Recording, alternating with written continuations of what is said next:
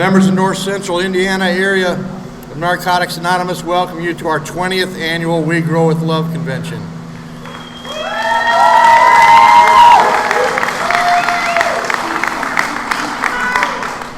We would like to thank you for joining us in this celebration of recovery. We are grateful to Narcotics Anonymous and find real joy in being able to express our gratitude here with you. In Narcotics Anonymous, we are certain that when we come together to share our lives and our love with each other, a miracle happens. Our recovery takes hard work, courage, and commitment. Those are the things that carry us through as we seek the spiritual growth that comes from working the 12 steps. Never alone, we do this together and for each other, knowing that we need each other, because more than anything else, we grow with love. The preface to the basic text begins, "The full fruit of a labor of love lives in the harvest," and that always comes in its right season. For us, our season has come. As we open this meeting with a moment of silence, please feel free to call out the names of those who have died from this disease, as well as the names of addicts that have died carrying the message that we do recover. We have a moment of silence now.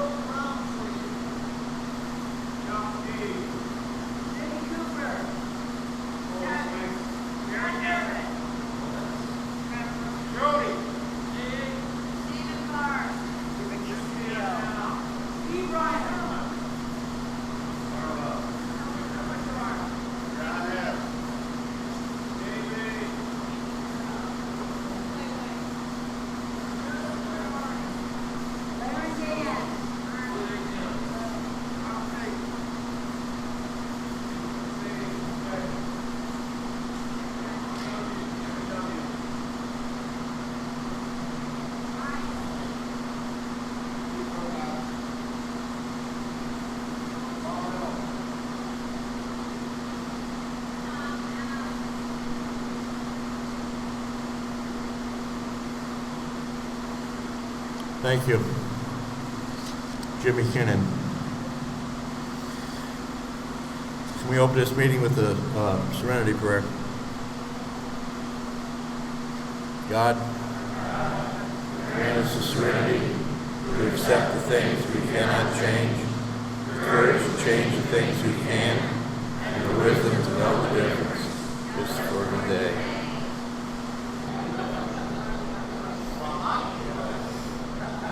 Thanks for your service, Mark. I'm an addict. My name's Derek.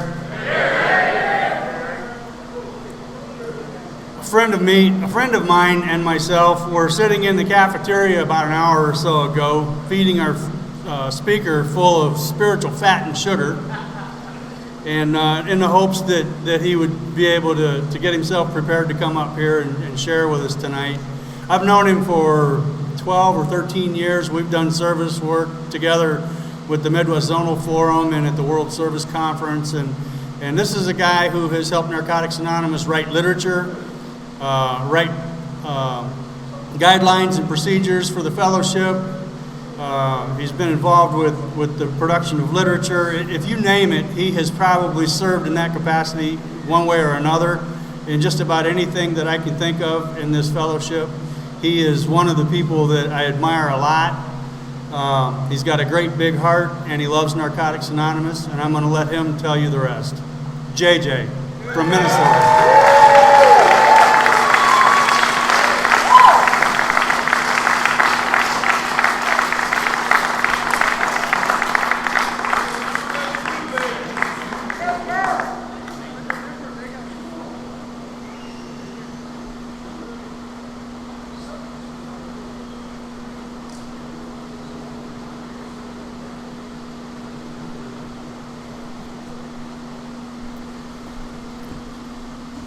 Hi, I'm an addict named JJ.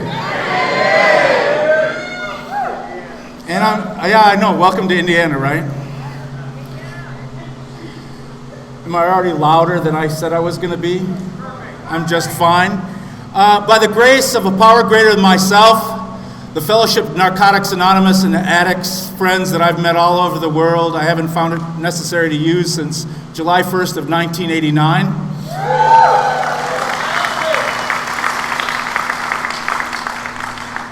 I'm really grateful for that. I'm grateful for the program of Narcotics Anonymous that pulled me out of the streets of Chicago.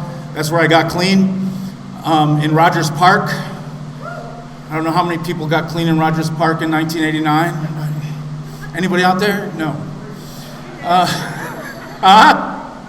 I did. I grew up in Narcotics Anonymous. I didn't have to find any other 12-step program before I found you guys. Not that that's good or bad, it's just where I was raised, and so I have, when you're raised in a family, you have a language, you have a set of rituals, you have places to go. I was talking to an addict earlier about, can we do too much service? Can we be of service to this fellowship too much?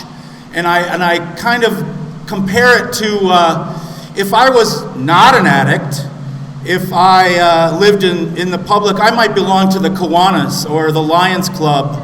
I might take my kids to hockey 10 times a day. So I equate my service work or my service to NA to like that. It's a part of my life. And it's given me more gratitude than I can possibly share in a short time that I'm going to be up here. I say by grace, because I never thought I deserved such a wonderful life. And I truly have a wonderful life. And I heard your speakers at workshops this weekend, and I'm in awe. I'm in awe because there are such spiritual NA messages. I mean, I think you should give a round of applause to the people who volunteered to speak at workshops this weekend. Everybody has done an outstanding job. And I was like, oh my goodness, I don't know, I think they should come up and speak. I would rather hear their whole story. But Derek asked me to do this a while ago, actually. And so I stand here. I'm not representing Narcotics Anonymous.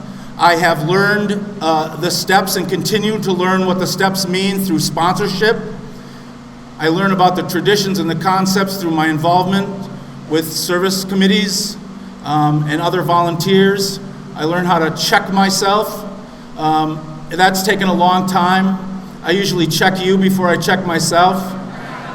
If you've ever been in a heated service meeting at all. But my favorite service is public relations. Public relations. Because not a lot of people know Narcotics Anonymous. They still think we're like the fledgling fellowship of the world and there's nobody that stays clean here. We're a testament. We've seen the Clean Time Countdown. People stay clean in Narcotics Anonymous. So I got clean in Chicago. It was a big process of me getting clean. I grew up in a small town in Wisconsin. There's 1,500 people there. And the soonest I could get out, I got out. I proceeded to go to a city that was a population of 5,000 people, and I thought I was in the big city. And I feel kind of comfortable here. And you know that, you might not know this, but there are about 5 different campouts or campventions around the country right now. I mean, there's one in Fargo, there's one in northern Wisconsin, there's another one coming in northern Wisconsin. It's not that you guys are unique in where you are, but the feelings are still the same. I feel welcomed here. I feel at home here, like I would be if I was in Fargo at their spiritual refreshment is what they call it. We grow with love. I've heard about this convention a long time, 20 years. I've been clean 22, and always wondered what they do down here in Indiana, in Milford. And now I'm finding out. I'm really grateful for the committee that put this together. Like I was saying, I got clean in Chicago, but it was a long road for me. I never felt like I fit in, ever. And even when I got clean, I didn't feel like I fit in. Like I was just like this extra wheel or something. It just didn't feel right. Growing up in a small town, having a lot of different thinking, and I didn't start using till I was like 17, and I come from a family of addicts, and so one of the promises I made to myself is that I was never going to use drugs. That worked really well. So my dad, and there's no endorsement here, my dad drank Pabst Blue Ribbon, so I swore off Pabst Blue Ribbon. And I could tell you today that I've probably had a 6-pack of beer in my entire life. But there's other things out there, and I proceeded to try them. And I always would say, well, I'm not gonna do that until I did it. And then I would say, well, I'm not gonna do that. And I would do that. So I proceeded to do all that, running around in my head, and not just with using, but also with my behavior. I'm never gonna do that. Anybody else have probably experienced that. And you do that. I went to the depths of my depravity, like the basic text talks to get what I needed to get where I needed to go. I moved to Chicago to become a DJ. I was a DJ in Wisconsin Dells. I don't know if anybody knows Wisconsin Dells, but I was a DJ in Wisconsin Dells at a radio station, and I got this big break to come to a college radio station in Chicago. I also DJ'd in a club, and that was my life. That was my life. My life was centered in drugs in one form or another. And going into the bars opened up a whole new life to me. Going into the clubs in Chicago, there was a whole new set of drugs that I said I'd never do. And I think that it brought me to recovery sooner, because maybe like you, I don't know anything about moderation. Absolutely nothing. And I was DJing in this club, and everybody there is an addict. It's on the north side in Rogers Park. It was actually called a bar called JJ's. Coincidental. It was a front. But it was next to a police station, and they gave us protection. People would come into our club to deal drugs, and the owners would give us whatever was necessary to keep us up till 5 o'clock in the morning and to chill out after we got done working. So that was a fast lifestyle for me. And one day, or one afternoon, or one evening, I was doing really horrible, clutching the bar like I'm clutching this podium right now. And a guy came into the bar and said, you look like you're strung out. I'm like, no, not me. The guy down at the other end of the bar with his head on the bar and his wig half off, that guy's got the problem, not me. And that guy got clean before I did. And the guy that came into the bar to introduce me into recovery, his name was Butch. He became my first sponsor, and he started taking me to these meetings. And I would go to these meetings. I mean, I'm not going to get a lot of the drug-a-log part. I used drugs. They were bad. I stopped. I got in recovery. My story right now is all about the wonderful benefits that I've had since I've got to Narcotics Anonymous and the adventure that I've had. And it started back in Rogers Park with Butch, because he introduced me to these meetings.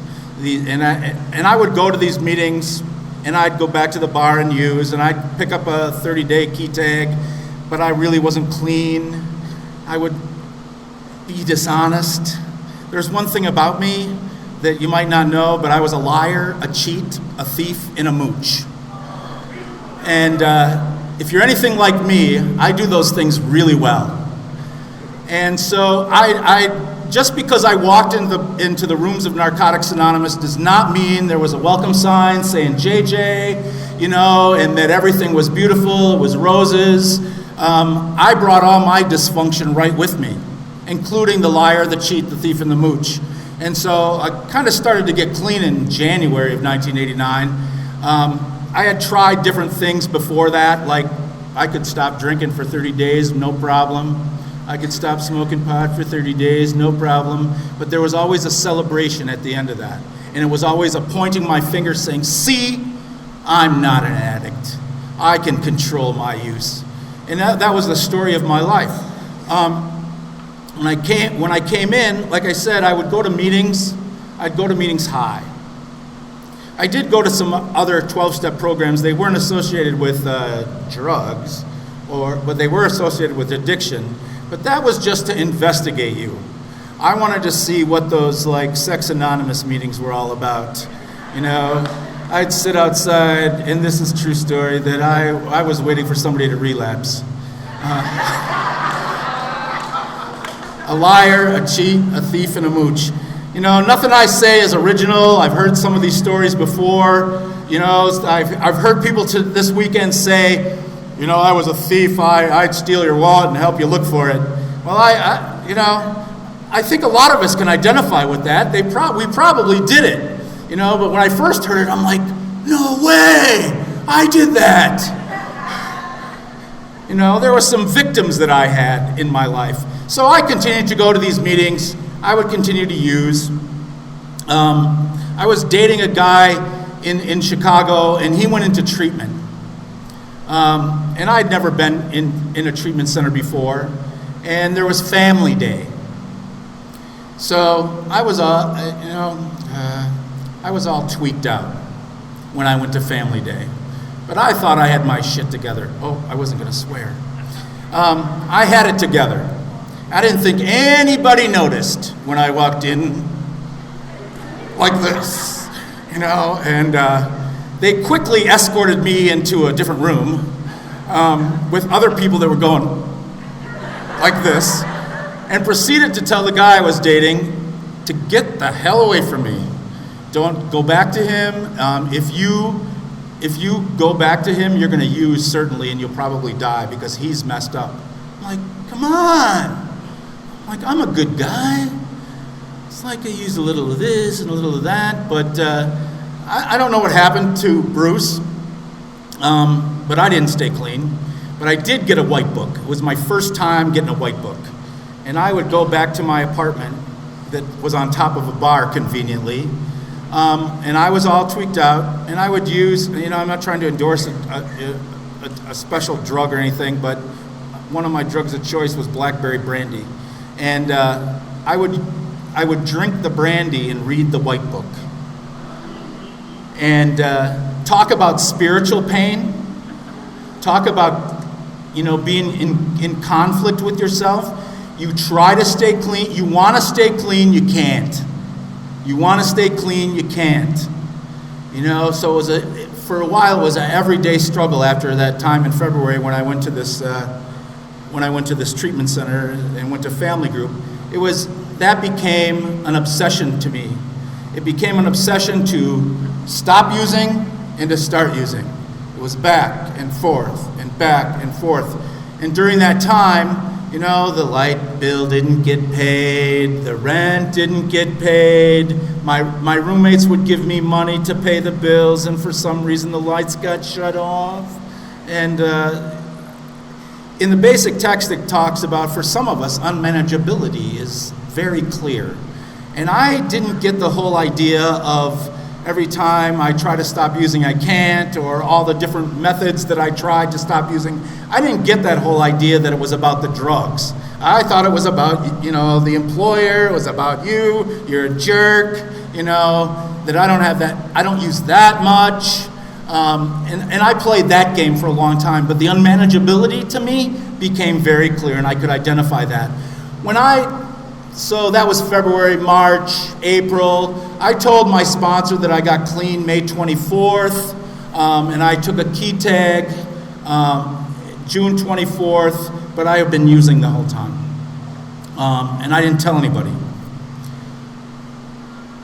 There's more spiritual plane. Like I said, when I came into NA, I brought every friggin' dysfunction that I had right with me.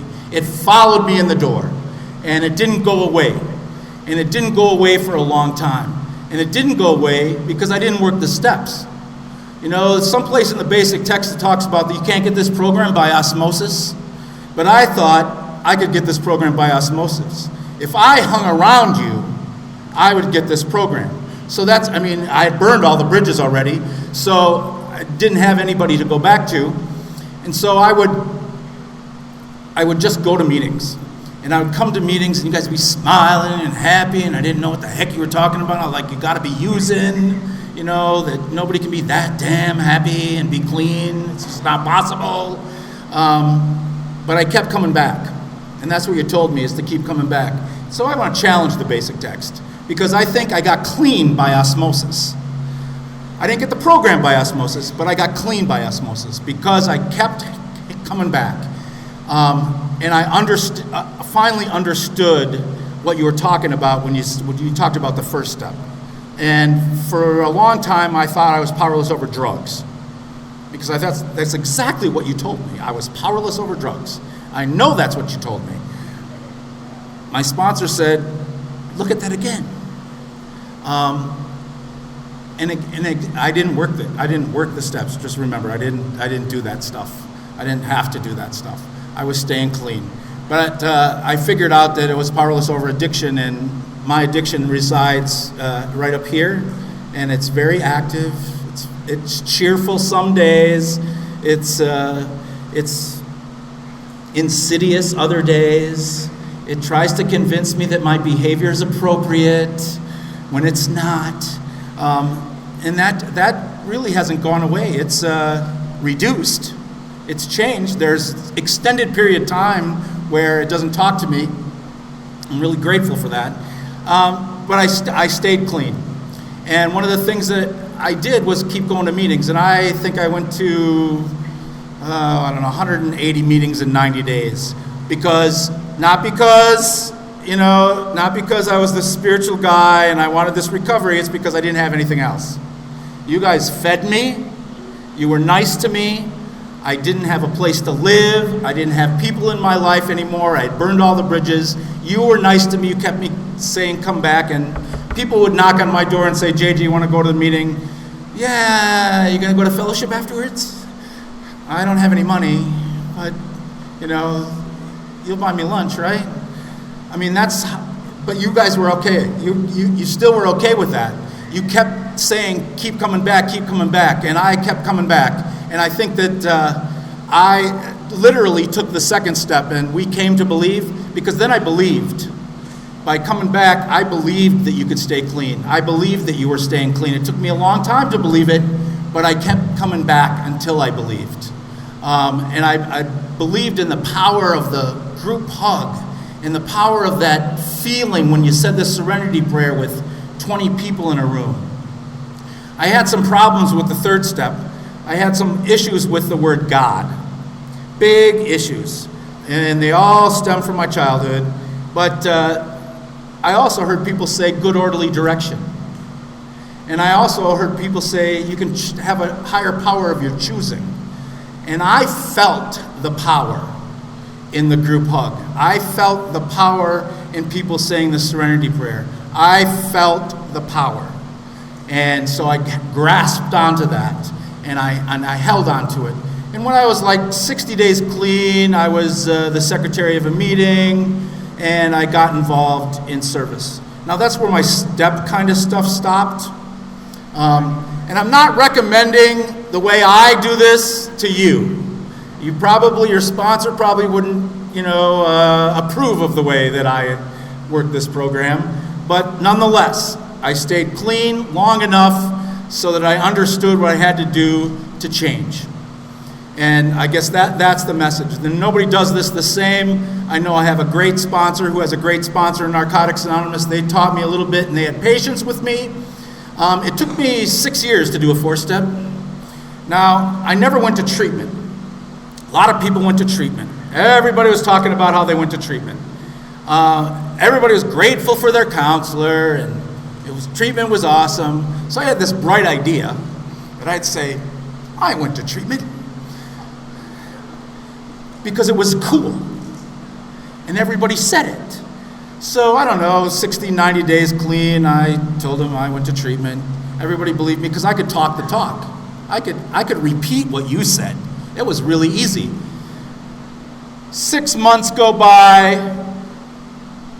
The fog clears a little bit more. I'm listening to people. A couple people are talking about, I didn't go to treatment. I just had to go to Narcotics Anonymous, and I stayed clean. I'm like, shit. So I got honest for the wrong reason, because it was cool. It's way cool to not have to go into treatment and go to NA and stay clean. And that's my story, you know. Didn't get clean about my clean date for a long time.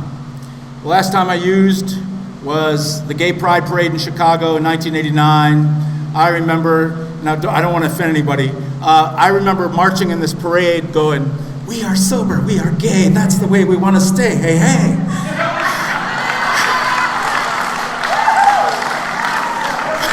But I wasn't clean.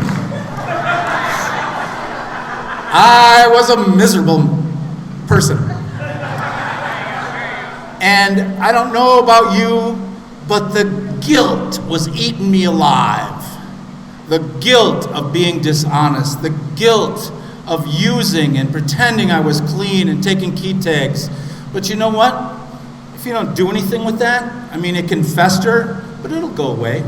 That feeling will go away. And it did go away, and I held on to that secret for, I think, 4 years. And it was, there again, I make a big deal out of this. It was 30 friggin' days that I was lying about for 4 years. You know, and it wasn't until I was at a speaker meeting and somebody said, "I lied about my clean date for 3 years." I'm like, no way! I'm not the only one. And so, because it was cool, the next time I spoke at a meeting, I told them that I had lied about my clean date. And you know what you did? Not a dang thing. It's like, keep coming back. We know that you're a liar, a cheat, a thief, and a mooch. You weren't able to hide that. My sponsor knew I didn't work the steps. My sponsee brothers knew I didn't work the steps. But what I really did good, you know, I don't know if I'm not, again, this is my program. So what I did do good was be of service. That's what I did. I got into service. I was a GSR. You know, I was, like I said, I lived this program. I really lived some of the principles in the beginning, the rest of the principles later on. But who cares? It's not a race. There's nothing magic about the race to get the steps done. I did it at my pace. It worked for me. And the evidence is my life is awesome today. And it took me a long time. Now, I don't know about you, but when I was trying to do a 4-step, I would write a little bit. Like, oh, I'm starting my 4-step, you know, and here are my character defects. I'd write a few paragraphs or a few days. I'd set it down, and I wouldn't look at it again for like 6 months. And then I'd lose it. And then I'd start over again. You know, the sponsor gave me some pressure. Here, you know, you need to write on these steps. So I'd start that again. That process happened back and forth. But eventually, the pain of staying the same was greater than the pain of change. And I either had to do the steps or go back to using. Because I couldn't live with myself with all the guilt and shame I had from being a liar, a cheat, a thief, and a mooch. So I had to do something. And the 4-step was, you know, everybody said, that's the answer, that's the answer. I tried everything else. Medicine, religion, psychiatry, you know, none of them were enough for me. I needed the steps. Not that those things are bad or those things don't help people, because they do help people, but they just weren't enough. I needed the 12 steps of Narcotics Anonymous working actively in my life. And I'm a really good addict, so I wait to the last minute. I try everything else before I try the steps. And then, of course, nothing else works. And I did my 4-step. I had to lock myself in a retreat center, not unlike this one. It was a silent retreat center, and I finished my 4-step, 6 years clean, the day before Christmas Eve. And I shared it with my sponsor the next day for like 12 hours. He was a social worker, and he had to go around and see his clients on Christmas Eve and I rode with him, and in the car, I would just share. Now, I didn't read out of my 4-step. I shared the exact nature of my wrongs. He knew what my 4-step contained. I shared in meetings what my character defects were. I shared some of the dysfunctional stuff I did. I had my moral inventory. He was welcome to read it. He's got it. I told him the exact nature of my wrongs. The stuff that I didn't write down. The stuff that I needed to talk about. The big secrets that I was afraid to look at on paper. Because I never liked to write. It was, after 6 years clean, I had a good job. I had a secretary. I thought I could dictate the 4-step, and she would transcribe it, and that would be my 5th step, and that would be all there was to it. Those were kind of the logic that I had. My sponsor didn't let me get away with that. My sponsor was a guy in service as well, and he got me into area service. He got me into regional service. And, again, the pain of change needs to be greater than the pain to stay the same. And in those recovery or those service meetings, if you weren't doing some step work, you were going to go away. And I loved service work. I loved service. I got into service. I wanted to do service 24 hours, 7 days a week. I believe that it was the road. Service was the road to my recovery. Service was the road, because if I wasn't able to stay clean and hang around you people, I would have never worked the steps. I would have just never done it. I would have went back to using. So 6 years clean, 4-step, 5th step, 6th step, everything seemed to click in place with me. Was I entirely ready to have my defects of character removed? Absolutely not. There was a few of them that I like to hang on to, even today. But am I entirely ready? If they disappeared, I'd be kind of lost with some of them. I talk about lately. My sponsor's been talking about, are you entirely ready? You don't sound like you're entirely ready. You have this one, it's called lust. Now, it's not, lust is like a human thing, in my opinion. Lust is a human thing. It's an attraction. But I take it to extremes. Imagine that. And so, to me, I was never entirely ready to have that removed. I just didn't know, what would you do without that? I mean, that would be boring. Like I'm not a monk. I'm attracted to guys, and I'm very okay with that. I better be. It's been a long time.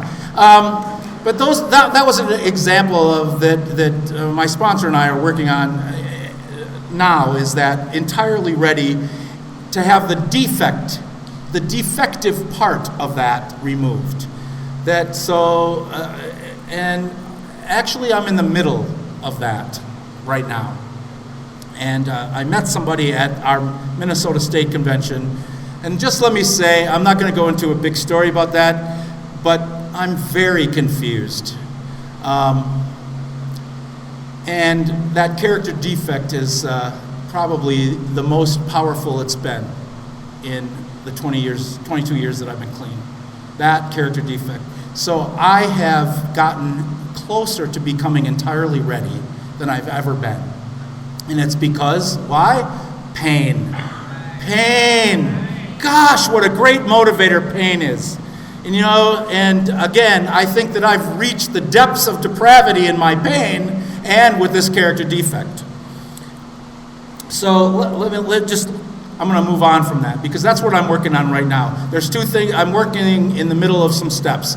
The 6th step is working on some of those character defects, especially that one. But I'm also working on a 4-step in service, because I really got obsessed with service. Very opinionated, very argumentative, to the point of abusive in service. And it was suggested that I do a 4-step on my service work, on my involvement in the service system and the service structure over the period of the last 10 years. That's a tall order. So I'm working on that. But let me talk to you about making a list. Now, you know that I was a liar, cheat, a thief, and a mooch. I had a long friggin' list. A long friggin' list. But I made it. And I don't know if I used to agree with the idea that I need to put myself on the list, but I was the jerk, and I think I was the last one that I needed to make amends to, not the first one. Because I hurt a lot of people, and I had resentments, a lot of institutions and organizations, and I had lots of resentments in NA because of service. And so those kind of things built up, and I had a long list. And that's what it talks about, is write the list and become willing. And when I moved into the 9th step and I started doing that, miracles happened for me. I celebrated 10 years clean in the same treatment center that I went to family group in. I got my 10-year medallion at that treatment center in Chicago. And it was a process of intentionally seeking out people to make amends to. And I wasn't very good at that. But my higher power works miracles in my life and places people in the right place at the right time. And I came to Chicago that July to get my medallion, and that was intentional. What wasn't intentional is the 3 people that appeared in my life that I needed to make amends to that were on my list. Those all happened by grace. They were miracles. One of them was a guy named Nate. I owed Nate $50 from probably 1983. I didn't forget about Nate. Nate forgot about me. Nate really didn't give it too much thought that I owed him $50. But I was in Chicago, and a bunch of us that were at the meeting went to a club afterwards, and guess who was there? Nate. What did Nate do? He ran up to me and hugged me. I thought you were dead. And the guilt just overcame me, and all I could think about is I owe him $50. That's all I could think about. And I had the $50. I gave him the $50. I said, Nate, I owe you $50. He said, what? He was confused. He didn't know what I was talking about. But it wasn't about him. It was about me. That was a miracle in my life. I had burned a couple bridges when I worked at the bar. And one guy's name was Neil. And Valium works really well if you want to pass a lie detector test. Not that I want to give you information about how to pass a lie detector test. But somebody was stealing from the till. Can't imagine who that would be. But I blame Neil. And I passed the lie detector test. Neil didn't. Was in Chicago, talking to people. Did you know Neil was here? I'm like, no. I had mutual friends that I still had contact with from my using days. Neil and I got together, and he had forgiven me 10 years ago. He had never gave it another thought. He knew I lied. I didn't know he knew I lied. And he was okay with it. He had gone past it. He forgot about it. He hugged me. All he said is, JJ, you're a great guy. You're a great guy. I knew, everybody knew, except me. Everybody knew. The last amends that I had to make was to that treatment center that I was in. Now, I don't know if the staff was, the same staff was there. I was like this when I went there. And so I don't know if the same staff was there. But I was able to speak to the patient population and tell them about my story and about Narcotics Anonymous and how I got my first white book and how I came to know NA through that meeting. And that meeting was the meeting that started the conflict with me, with the white book. The conflict that I shared about going home and using and reading the white book, going back and forth, it started at that treatment center. And so I was able to share that story with people and give back in that way. I made amends. The 10th step, for me, I open my mouth and put my foot in it quite regularly. And I don't know if that'll ever go away. I'm quicker to recognize it, but I'm also really good at saying I'm sorry. And to the point where it becomes meaningless. And if I don't understand that I need to change my behavior when it comes to, it's all around service. It's all around service. Those are where the worst of my character defects come out.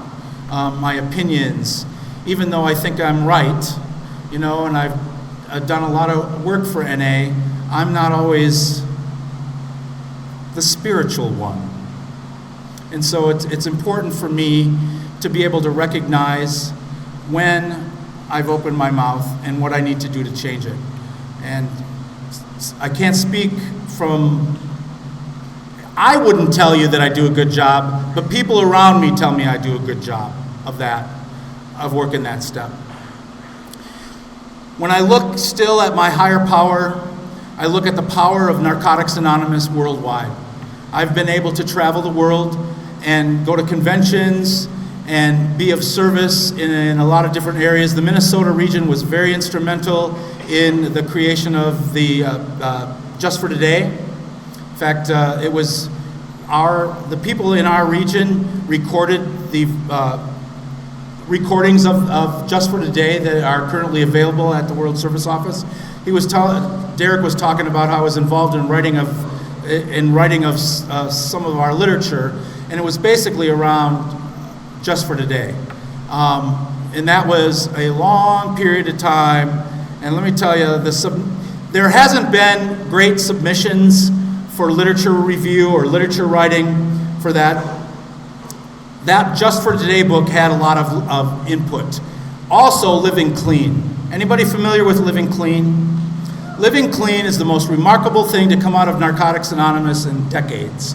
Now, that's not to say the 6th edition basic text isn't awesome. I was looking forward to all the stories from around the world and the diversity is our strength kind of stuff from the 6th edition of the basic text. I like it.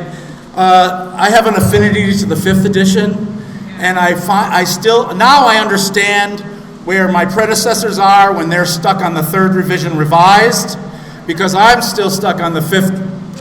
Even though I love the stories in the back of the 6th edition, I'm still kind of stuck on this. It's my security blanket that I take with me. But my evolution of my higher power did not come without struggle. In the step it says we sought. And to me, when I broke that down, because my sponsor had me define every word and every step in every time I worked them. So I had to get the dictionary out and define things like we sought. And sought, to me, there was a struggle going on. It was not an easy thing. We sought through prayer and meditation. I didn't do any of it good.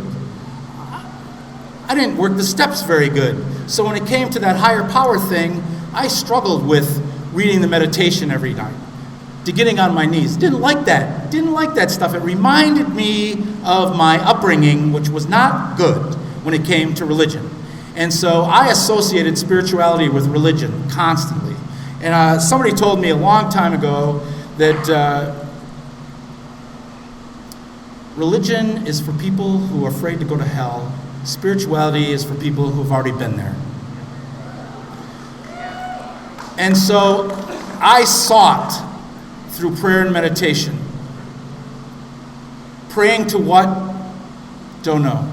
Meditating, I was sharing with some people about there's a Labyrinth here, which is a great meditation tool.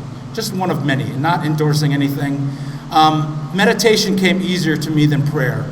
Practiced lots of different kinds of meditation. But my evolution of my relationship with my higher power still revolved around the power of Narcotics Anonymous. And I know there's a power greater than myself. There's many powers greater than myself. My higher power speaks through people. My higher power speaks through NA. I go to conventions now where there's 20,000 people in a room, and when they circle up and do the serenity prayer, there is a electricity in the room that you can't deny, and I can't deny that. And so associating my spirituality and that seeking out of that relationship with a power greater than myself became easier the more I became involved in service. The more I became involved in Narcotics Anonymous, the more I went to functions, the more people that I got in my life, the stronger my relationship got with the power greater than myself and with my higher power. It was a struggle, and it took a long time, like everything else in my life when it came to the steps. It took a long time to work through that because I wasn't getting it. One thing I did get was service and was giving back. One of the most miracle things. I've experienced some extraordinary things in my recovery. It allowed me to have a job that took me to Russia to be able to start treatment centers in Russia. I was there for 4 years. I got to go to Narcotics Anonymous meetings in Moscow and St. Petersburg, Russia, where I did not understand a word they were saying, but the feelings were exactly the same. You knew exactly what they were talking about. You knew when those steps came out, even though they were "Do svidaniya," "Очень хорошо," you knew what they were talking about. You just felt it. And the more that I grew that, the more I wanted to give back. And I wanted everybody in the world to experience Narcotics Anonymous like I experienced Narcotics Anonymous. Because if you would experience just a bit of the joy and the wonder and the service, the feeling of fulfillment the service has, if I could just share that with just one other person or with 10 other people, if I could show you that, you would never have to use again. And that was my freedom. We only keep what we have by giving it away. And so that became my mission. That became my mission in Narcotics Anonymous. It's still today. I want people that don't know about our program to know about our program. And that's not just the people that are afflicted with the disease of addiction, because we know that population is far and wide. It's the people that tell us where Narcotics Anonymous is. That's why I have a passion for public relations. I love hospitals and institutions. It's very fulfilling work. I've got to work in some prisons, but public relations reaches people that refer to us. Public relations helps clear up the myths that Narcotics Anonymous has. I don't tell you how many judges don't want their people to come to us because they think we're vultures, because they think we don't stay clean. It's still out there, people. And we need to do, I am doing more and more with public relations to help get the word out that Narcotics Anonymous is a viable program of recovery. We're all over the world. People are talking about 66 countries, 128 countries, whatever it is. We are growing leaps and bounds in other countries, not in the United States. So we need some work to do. And I think carrying the message of recovery, giving back what was so freely given to me, and I really do believe that it was freely given to me. Like I said, I didn't go to treatment. I went to NA. You guys were gracious to me. I don't believe that I deserved this. If you looked at my behavior prior to coming into Narcotics Anonymous, people wouldn't say, I would say, I don't deserve this life. I don't deserve these wonderful things happening to me. So I believe still, by a power greater than myself, it's grace. Grace that allows me to be here, grace that allows me to stay here, grace that allows me to carry the message to the addict who still suffers through whatever means that happen. I had the privilege of working on this might be controversial. I'll say it anyway. I had the privilege of working on the service system work group for the last 4 years. And it is looking at the restructuring of our service system and our service structure. And there's really varied opinions out there about it.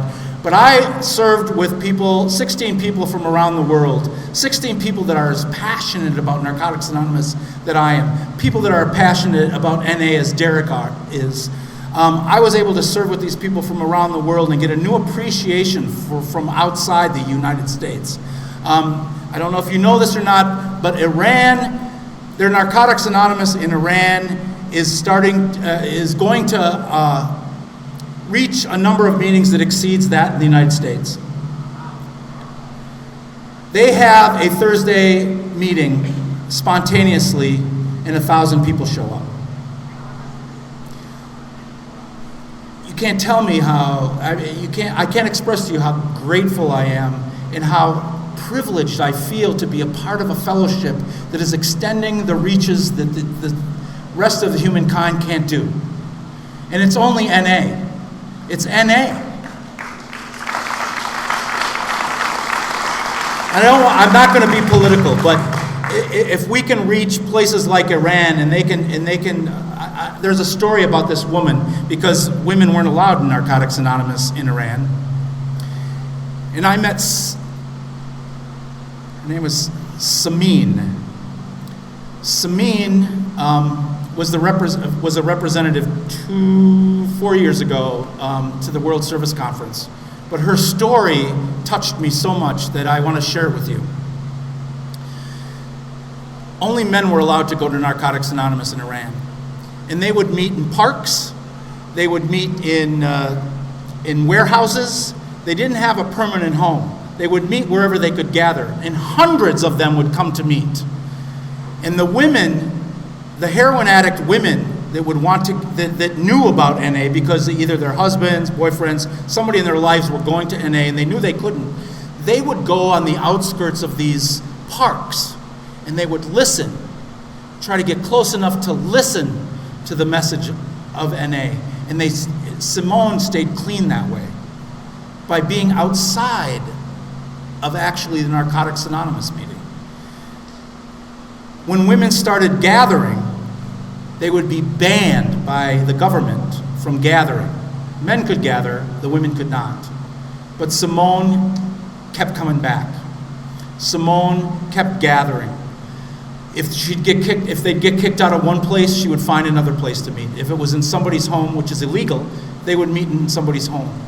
Today, I can report to you that Simone has 6 years clean.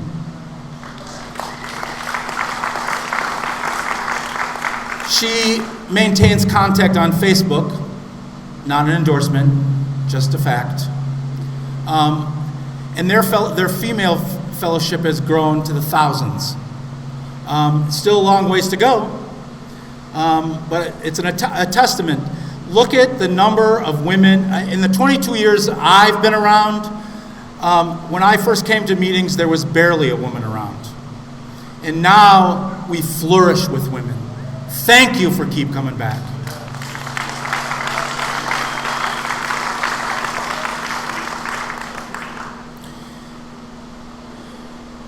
The theme of the convention, or this campvention like I like to call it, the campvention, we grow with love. I heard somebody this weekend so far talk about love isn't just a thing that's fuzzy, that there's some harsh realities to being loving, that I might need to confront you about loving. That was my journey, that I needed a lot of confronting to be here tonight, a lot of confronting, but also a lot of care and understanding. I went through this is my third sponsor in NA. They were all involved in service, and again, I'm very grateful for that.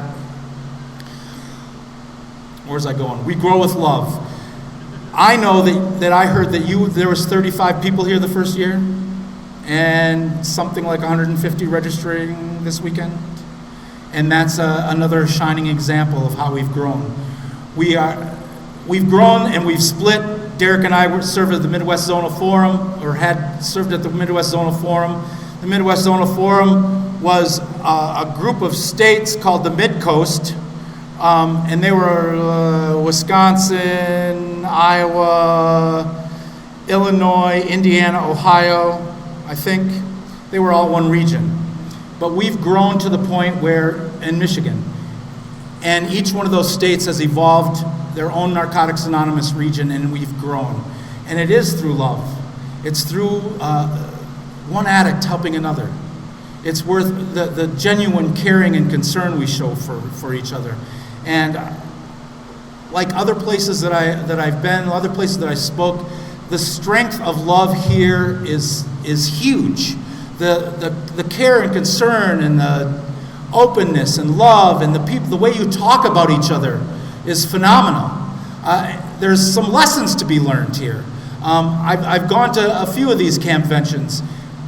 but I've never heard the passion that I've heard the last day about the beginnings of this place, the beginnings, and the people who shared about that struggle that came to make you 20 years old. You have a commitment that sometimes is lacking in other places. I encourage you to continue on that journey. I would like to spread that joy with people, and when I go back to Minnesota, the great state of Minnesota, there's no snow right now. There probably was a couple weeks ago. I want to share some of these stories about the service work that you guys do to keep this perpetuating. How many people have been service to this campvention at some point in the last 20 years? Applause. Raise your hand. If you haven't been of service to this convention, go see one of those people. They'll show you how. Right? We keep what we have by giving it away. We share our recovery, one addict to another. I think I've run out of steam, but my favorite part of the basic text is where I want to close with. And it's out of the 5th edition. It's not on the same page in the 6th edition anymore. I don't know what page it is in the 6th edition, but it's We Do Recover. And it describes my journey. Recovery becomes a contact process. We lose the fear of touching and being touched. We learn that a simple, loving hug can make all the difference in the world when we feel alone. We experience real love and real friendship. We know that we are powerless over a disease that is incurable, progressive, and fatal. If not arrested, it gets worse until we die. We cannot deal with the obsession and compulsion. The only alternative is to stop using and to start learning how to live. When we are willing to follow this course of action and take advantage of the help available to us, a whole new life is possible. In this way, we do recover. Today, in the secure of the fellowship, we can finally look each other in the eye and be grateful for who we are. Thank you for letting me share.